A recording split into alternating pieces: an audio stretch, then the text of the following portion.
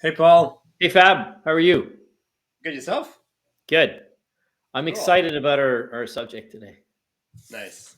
F1? No, right. F1. Oh yeah, We're Fab and I are both F1 fans. He likes the um, evil teams. I like the good teams. we like the same teams. So maybe they're all evil and they're all good. I'm trying to I'm trying to cause controversy. Okay, Nice. go. All right. So we're gonna dive deeper into the discovery call. I think we both agree that it's probably the most neglected, but probably the most important step, and the step that needs the proper time invested. And I think we both see it. You know, you as a sales consultant and coach, and me as like on the operational side of things. Like that's the step that gets neglected, right? Like on the operational side of things, like people aren't logging their deals; they log the deals like three steps forward, further. So it's not, and then it becomes really hard for sales leaders to understand what's going on in the discovery if the reps aren't logging it. And we could go dive deep. And I know we're going to do at some point a show on setting up your CRM. But and you were saying how on your side of things, like it's just it's the step, yeah, that gets forgotten, right? And we'll talk about like asking questions and all that stuff. Um, but before getting to that, like, how about you kind of just set the table or add to just what I just Sure. Yeah, said? sure. So if we talk about a quick sales process, right? So you've got your preparation, then you got your introduction, then you're jumping into your discovery call, right? Or your discovery phase, or call it a call. I mean, it doesn't have to be a call; it can be a meeting.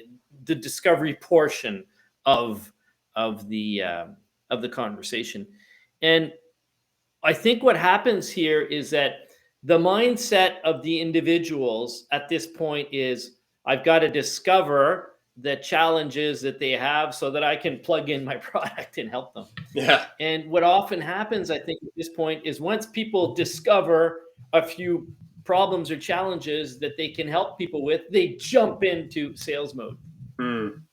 And I think that can work, right? You can get sales that ways because obviously if your client's sitting there going, "Hey, wow, okay, you can help me with this challenge," you might sell.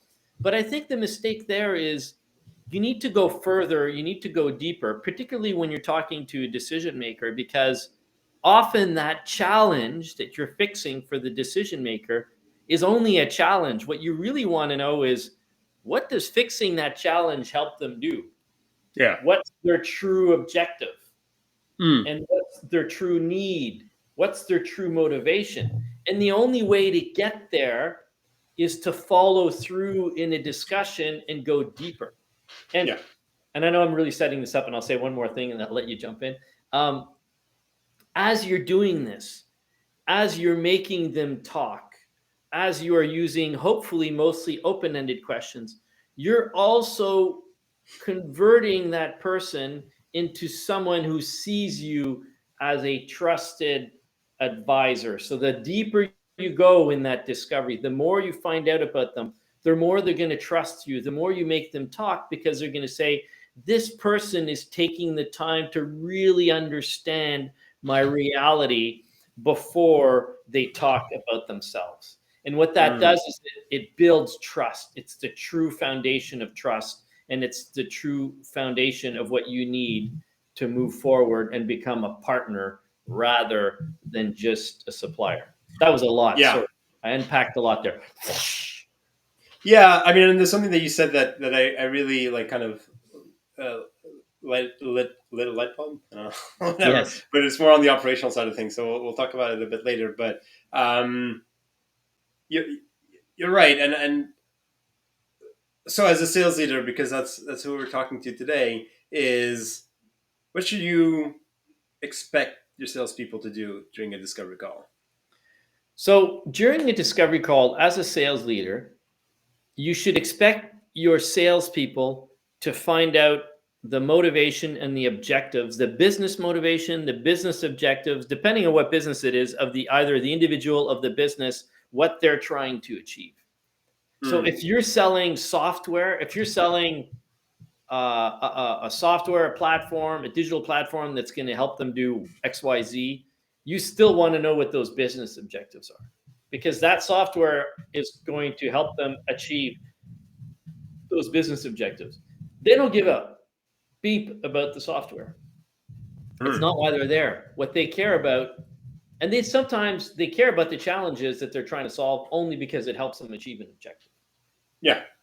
So as a Yeah. sales leader, you've got to make sure that your salespeople, you got to make sure that your salespeople are obtaining that information, that they're understanding the client's or prospect's objectives.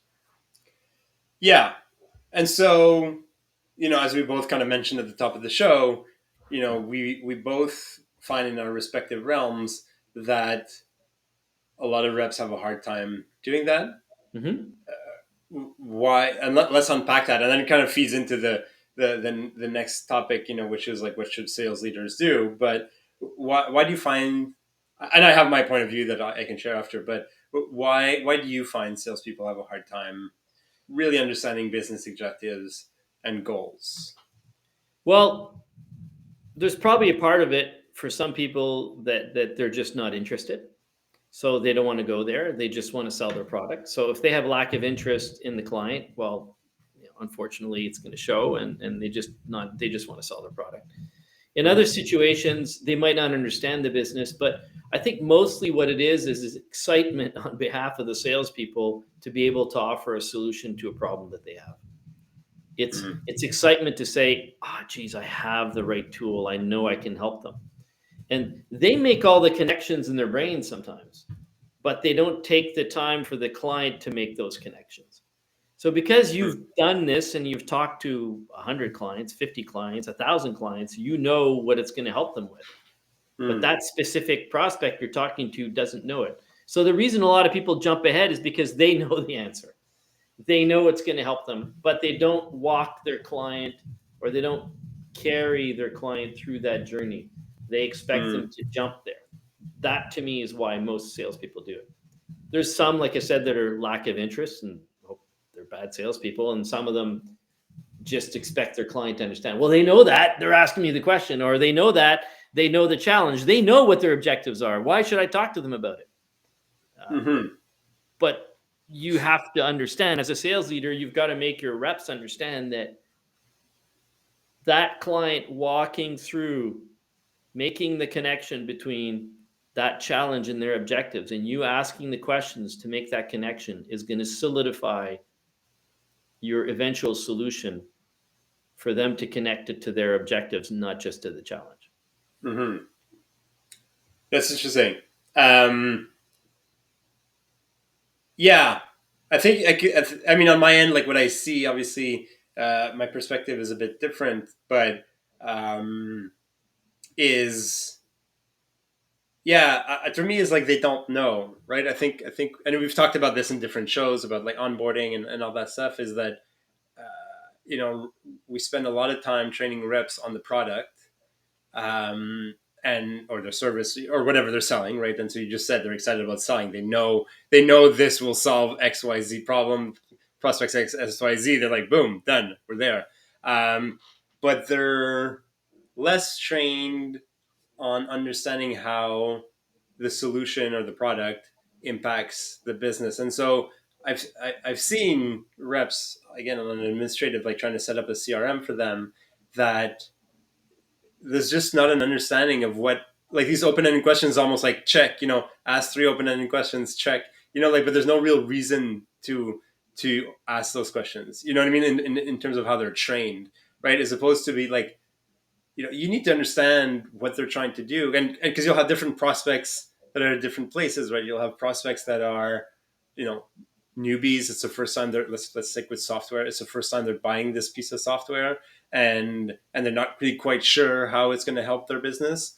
But you have others that are maybe experts, right? It's the 17th time they buy this software. They just buy it at different companies, and so the realities are different. But you still need to understand what they're trying to achieve, and yeah, I think we just don't train. I think reps are just not trained on understanding why a business objective is important. If I give a personal example, 2 seconds, like, I often forget to ask or to dive or to have a discussion about like revenue goals and stuff like that.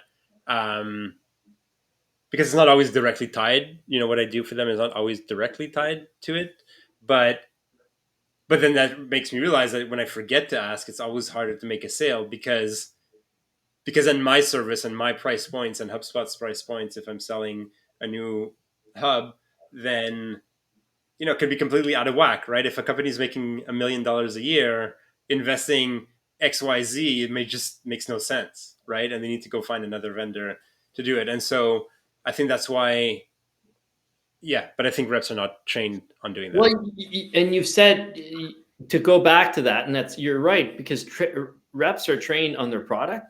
They're trained on how their product can help the challenge that the clients are facing. But ultimately, what's really hard to train a person to do is to ask questions and take the time to understand that person's business, because it's always going to be different. But the magic sauce here, and because a lot of people say, well, what are the questions you have?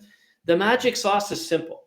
It's you ask an open-ended question to find out what the challenges are. Once you know the challenges, you say, okay, they talk to you about a challenge. You say, once this challenge is fixed, what does it enable you to do? Then you're going to get closer to their business motivations, because they're going to tell you what's important to them.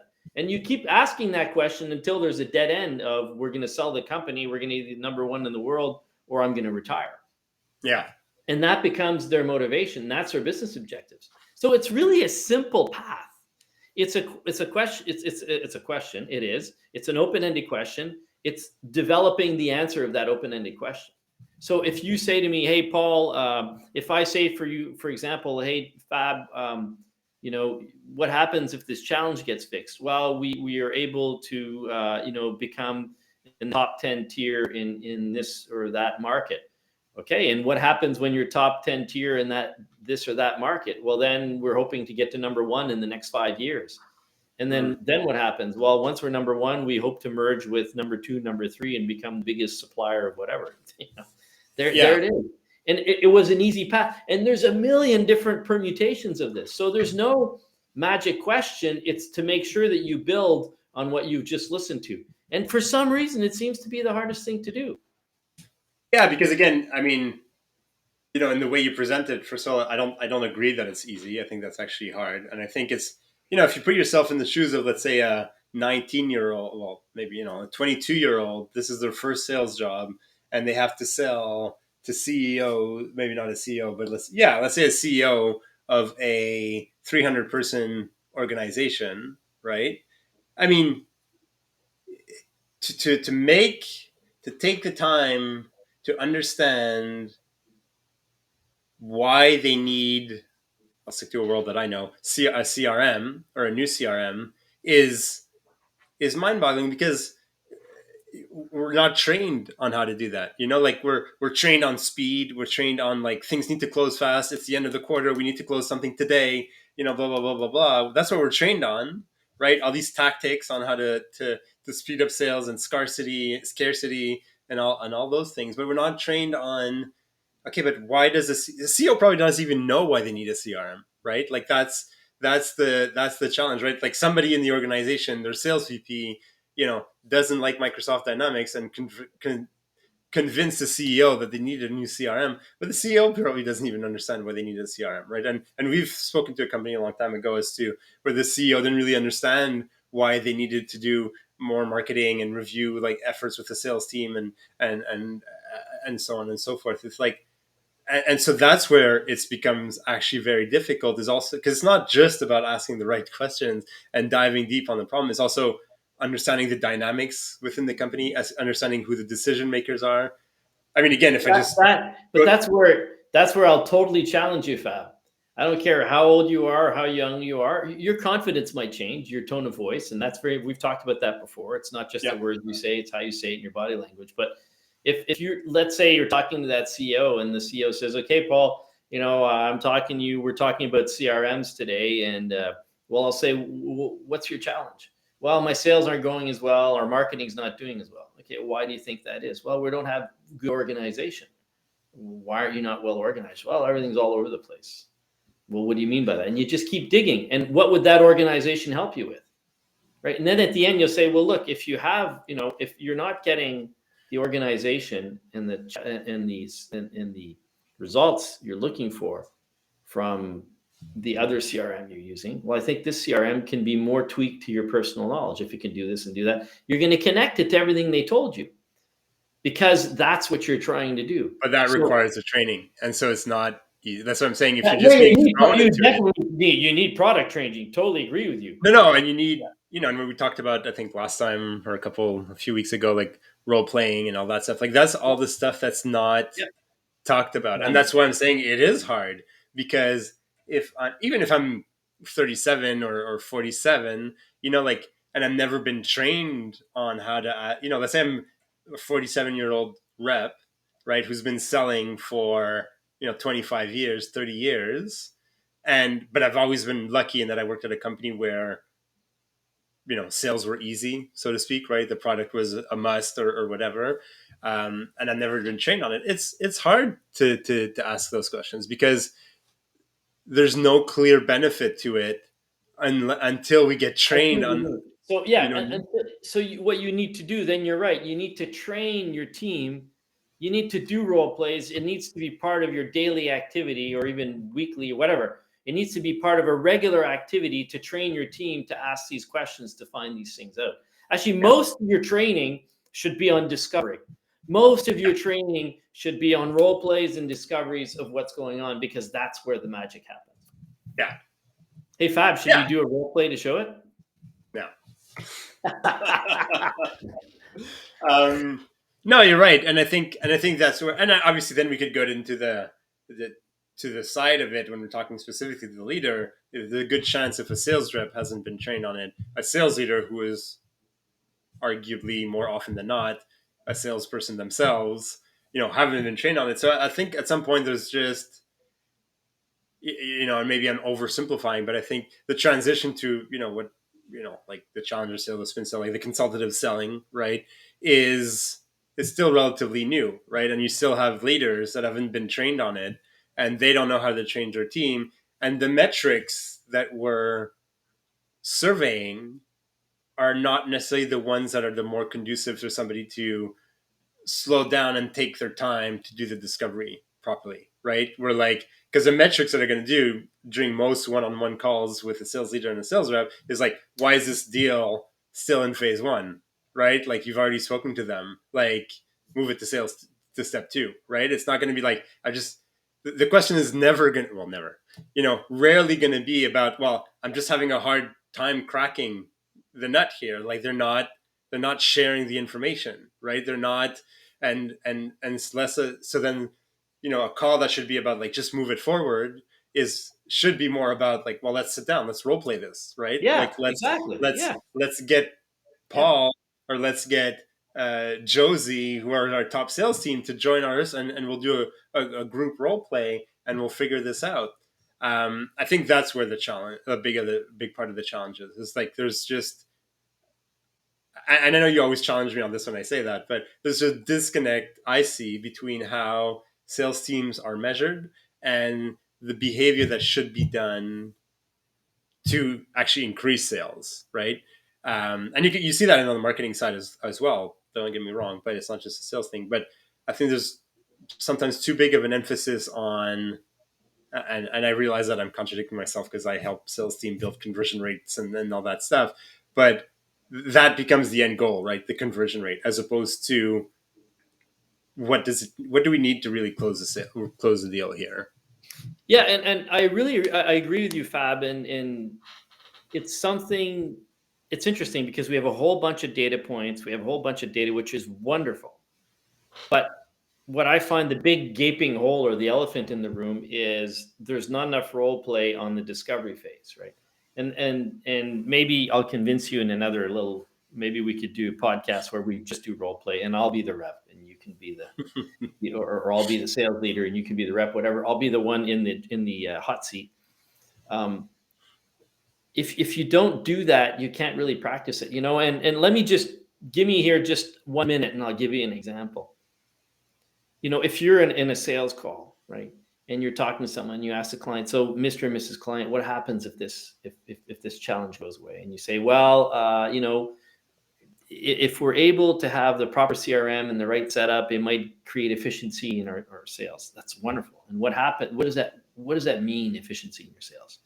Well, it means that we're going to be able to achieve our monthly objective of $10 million.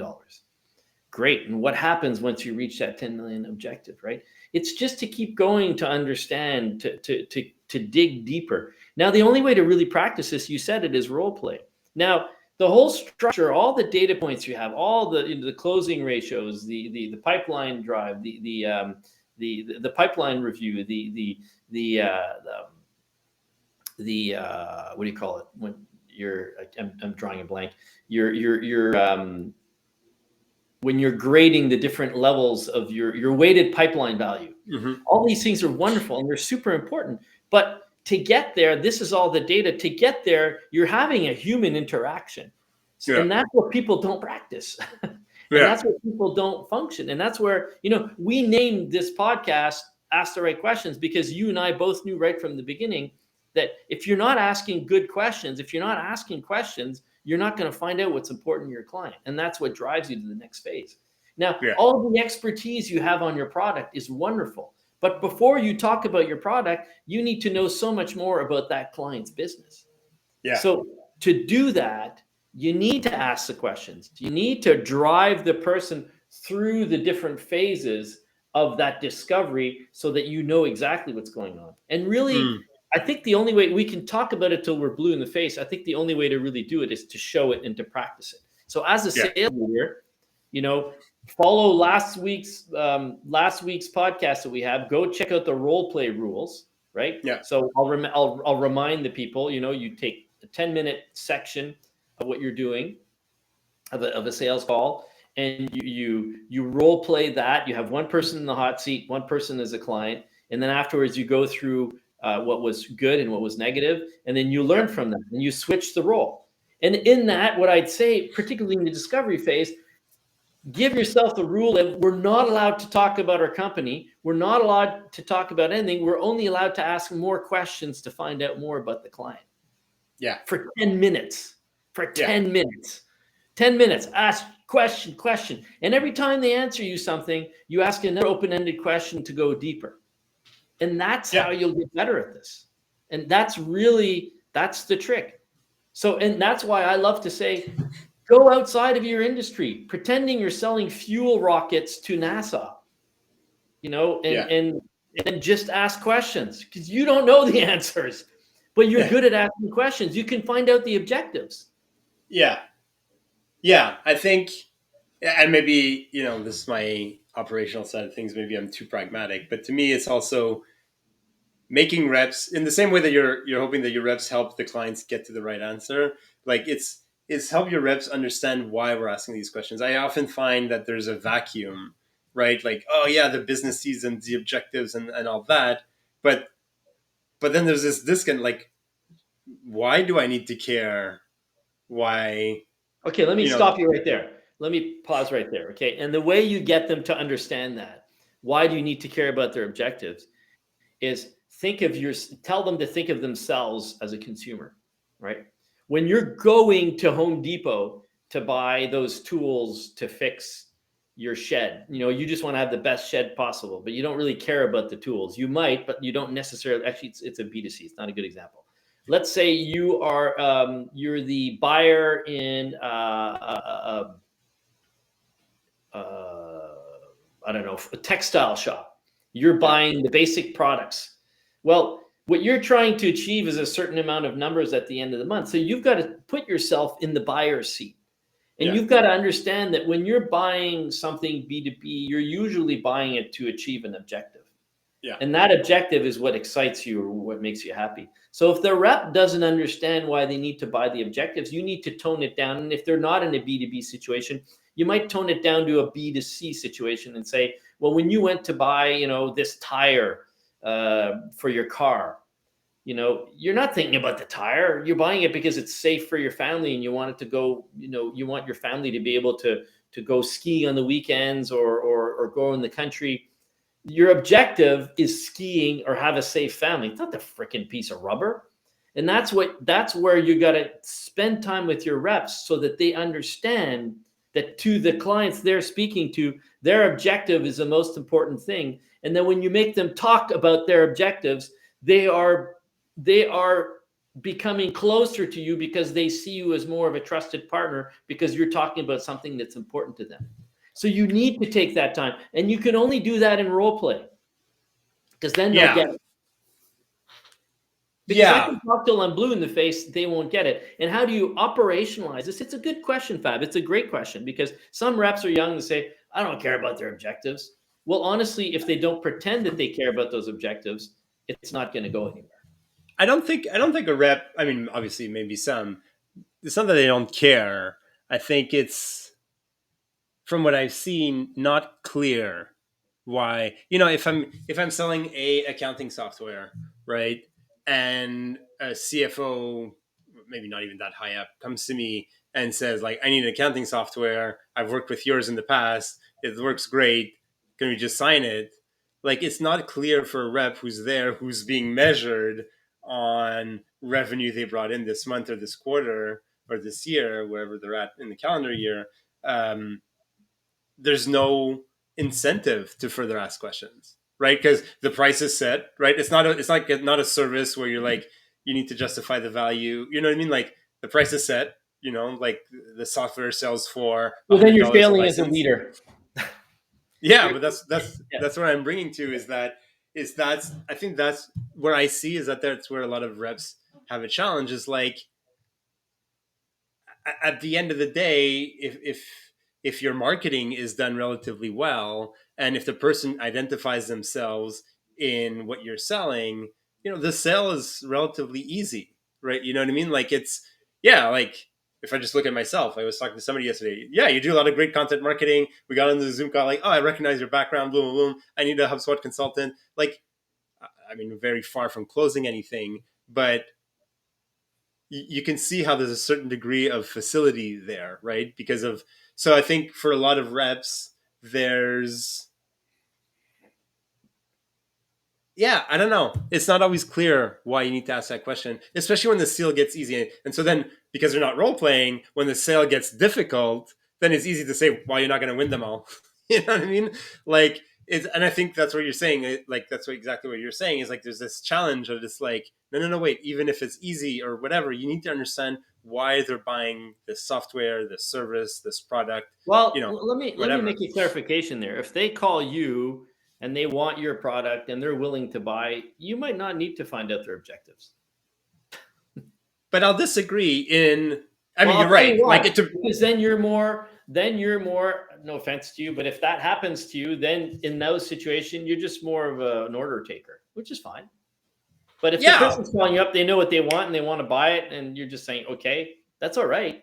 You're not gonna slow them down for half an hour to say what their objectives are. If they're convinced they want to buy you, they say, hey Fab, I heard about your HubSpot. You're a good trainer. Da da da. I've heard about you here, there. When can we start?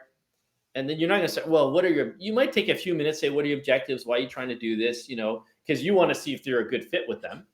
yeah, But you don't need to take 5 hours. If they're already convinced and they've done their yeah, research and they like you, don't waste their time. Don't waste yours. Say, okay, let's get going. yeah.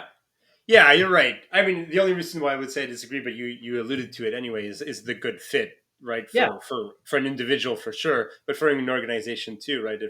If we look at it in a RevOps potential, like, the real benefit is not that first sale. The real benefit in the business is the cross selling and the upselling and the renewals, right? And so if you're onboarding somebody today because it's easy, but they're going to cancel 3 months in, that's actually not a good sale for the Yeah. organization, right? Yeah. It's a good sale for the consultant, the salesperson, because they've gotten their commission, but it's not a good sell for the organization.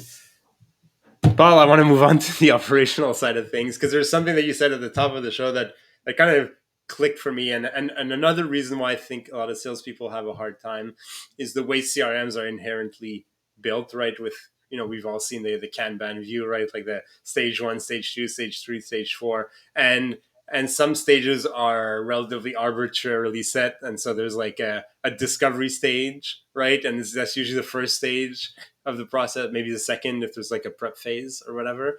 And what something that you said at the beginning that really kind of clicked on me, and I don't know if I have a real answer, is like it's a, the discovery is a phase, right? Like discovery is not necessarily something that happens at stage one of the process. Like maybe there's a few things that you need to do, right? Like you're not gonna always gonna be able to get all the information possible during your first call, right? But because there's so many steps in my sales process, like I always have the incentive, like, oh, I had my discovery calls, now I'm gonna move it to stage two.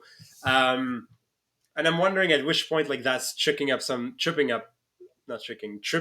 reps too, is that discovery is like a moment in time in a lot of CRMs, right? Which when you said it's a phase, I and I realize that we're maybe splitting hairs, and I realize it's also a cultural thing and a training thing. But when I hear it's a phase, it's like, wait, like discovery can happen over 2 or 3 stages of your sales process, right? Like it doesn't all have to happen at this specific moment in time, right? So if let's say you have your discovery phase and then you'll have maybe your scoping phase or whatever, obviously each company has a different process because of the realities of their industry. But that to me, like, I don't know, there's something there. I feel like the fact that a lot of discoveries are kind of limited to one stage and there's like usually like 3, 4, 5, 6 other stages and reps are incentivized to move things forward, we kind of move out of the discovery stage very quickly, even though the discovery is not completed yet.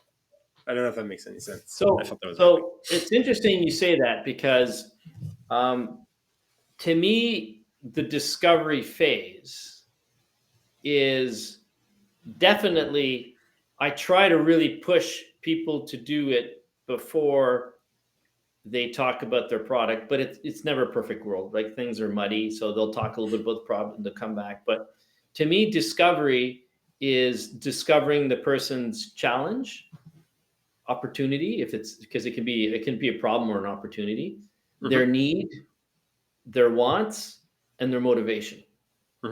Once you've done all that, you've discovered everything you need to discover. Yeah. And ideally, in a perfect world, you're discovering this before you're presenting. Yeah. Right. But in reality, what often happens, as you just said, is you'll do a little bit of presentation between these things. You'll talk a little bit about you, but you should still try to discover all these things. Yeah. Ideally, in my world, it happens after your introduction and before your presentation. Yeah.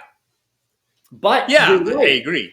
But I totally agree with you that in reality, it can happen. Let's say you're talking to someone for 6 months, you're going to talk a little bit about you, you're going to find out some more, you're going to, you'll do more of that. But Yeah. ultimately, if you can, let's say the discovery, listen, the best discovery calls I've heard, regardless of the sales cycle, will last 2 hours, 3 hours at the most. But after 2-3 hours, you usually have a pretty darn good idea of what's going on. But what I've noticed is if there's a lot of information given, the conversation will come back. In other words, we're trying to reach this 10 million. They'll talk about it a lot. So you've discovered it first in the face, but you'll still talk about it in your confirmation, in your whatever scoping, or in your demo phase, or when you're talking that 10 million or that ultimate motivation will come back often in the conversation. But you first discovered it in the discovery phase. Yeah. But I think that's where, obviously you want to be able to discover those 5 points. The earlier the better, because then whether it's time worth spending your time on this opportunity or not, and so on and so forth. But yeah, the reality is, like, if you're selling software, people might want you to just start demoing right away, right? Like that, just they're going to ask a couple questions, but they're like, I just want to see what it looks like, in the same way that somebody wants to, on the B2C side, look at a car before even talking about the financials of it, right? Like it's just like sales, like you said at some point in the show, is there's a relationship between two entities. It could be a couple of people on the seller side, a couple of people on the vendor side, or the buyer side, sorry. But relationships aren't perfect. Relationships don't always fit these nice little tidy things. Yeah, so you're going to feed that bucket all the way through, basically. Yeah, and you're right. So you'll find one person's motivation, and if you're in a big enterprise sale and you're talking a bunch of people, well, it's much more convoluted, and you're trying to find out who your champions are, and there's a whole bunch of stuff happening, right? Yeah, And so, yeah.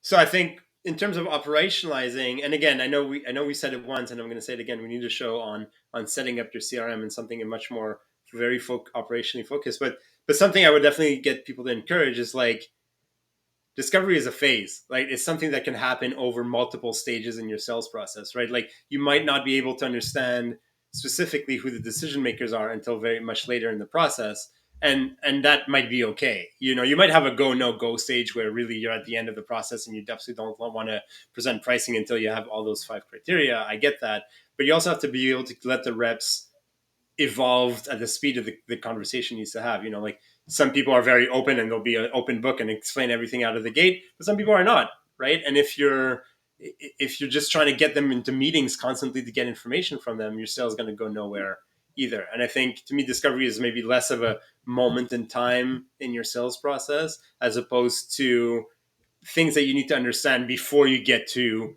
a critical point in your sales process, right? Well, And Fab, maybe you could do a demo, a presentation, and all that, and we're still gonna be have collecting to information. we're gonna have to take another podcast because I kind of disagree with you.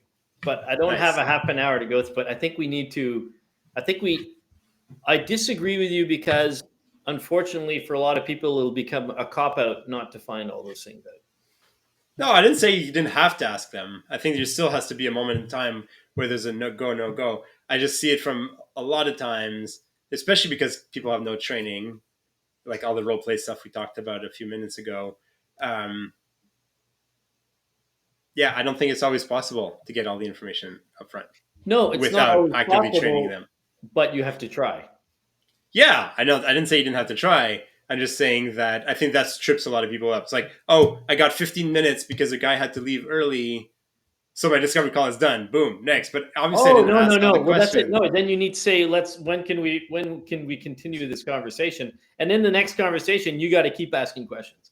Now, Yeah, it's not just, and they might say at one point, "Hey, Paul, you've been asking me questions for an hour, buddy. Tell me a little bit about you." Of course, I yeah. think we might be able to help you here, and there. And there's a few things, but again, I just want to know more about your business because the more I know, the better I'll be able to help you. And then you keep Yeah. asking your questions. Paul, this has been amazing. I know you have to run. I have to run too. Just some quick takeaways. I think for me, a big one is the discovery is a phase. However, you represent that in your CRM, but you just can't make sure. You got to make sure that that's not tripping up your salespeople to just move a deal forward because they've had a first call, type of thing. I think the big one is that as a sales leader, you need to train and role play and make sure your salespeople understand why they're asking deeper questions. You're not just asking open-ended questions because a few books told you to do it or Paul told you to do it. You're asking open-ended questions because what you're selling has an impact on somebody's business. And if there is no impact, then there's a good chance you're not going to sell or they're going to cancel at some point in time. So Yep. train that would be the bigger one for me. Is the biggest one for me is train and role play your reps into asking the better questions and importantly understanding why they're asking those open-ended questions. That would be my biggest takeaway. I love those takeaways. And you just made me think of something. I just had a brain fart. Rather than seeing it as a linear process, maybe discovery sits in the middle, and you fill other parts of your process, but you keep filling the discovery bucket as you go along. Yeah, Okay. exactly. To me, yeah, it's a discovery bucket, right? Yeah. And obviously you want to know it as soon as possible to make sure you're not wasting time, but ultimately it's a bucket, and the reality of your day-to-day sales might make it that you can't discover it It upfront. might take 3, 4, 5, 10 calls to fill that bucket. Yeah, and Yeah. at that time you need to move stuff forward in parallel, right? So I Yeah. think, but let's have a call about CRM setup at some Yeah. point. Absolutely. Hey, Fab, it was great. I know we went a little bit all over the place, but I think we talked a lot. I think we have a lot of food for other podcasts in the future because I think we just opened a can of worms, but a good can of worms. They're good fishing worms. We're going to catch trout with it. Okay, so All talk right, to you next Paul. time. Ciao, Talk Fab. to you next time. Bye.